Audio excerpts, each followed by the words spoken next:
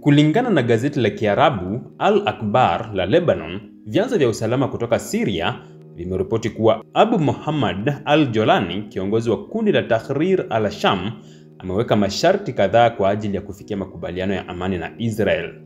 Kwa mujibu wa taarifa hizo, masharti ya Jolani kwa utawala wa Kizayuni ni pamoja na: moja, Israel iutambue utawala mpya wa Syria chini ya uongozi wa Ahmed al-Shara, jina halisi la Jolani, kama serikali halali.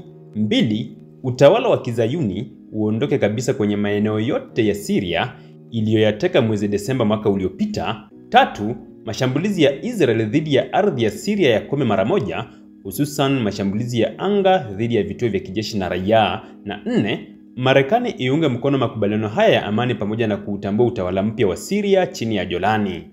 Ufunuo huu unaibua mjadala mkubwa kuhusu uhalali wa kisiasa wa makundi ya upinzani yenye mzizi ya jihad, hasa ikizingatiwa kuwa Jolani hapo awali alikuwa sehemu ya Al-Qaeda kabla ya kujitenga. Mwelekeo mpya wa siasa za Mashariki ya Kati, hasa iwapo Israel na Marekani watakuwa tayari kufanya mazungumzo ya kisiasa na mtu aliyekuwa kiongozi wa kundi linalohusishwa na ugaidi, na hatima ya Bashar al-Assad ambaye bado anaungwa mkono na Iran na Urusi, huku ikitengwa zaidi na baadhi ya nchi za Kiarabu.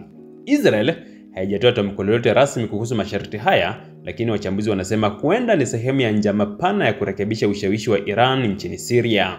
Marekani, ambayo imeshiriki katika mchakato wa kisiasa wa Syria kwa miaka mingi, huenda ikasita kuhalalisha utawala wa Jolani kutokana na historia yake ya kigaidi. Urusi na Iran wameonekana kupinga vikali mabadiliko yote yanayolenga kuiondoa serikali ya Assad kwa njia isiyopitia uchaguzi au suluhu ya Umoja wa Mataifa. Hii inaweza kuwa moja ya habari nzito zaidi katika mjadala wa Syria-Israel katika miaka ya hivi karibuni. Je, ulimwengu uko tayari kwa amani itakayopitia mikononi mwa aliyekuwa kiongozi wa jihad?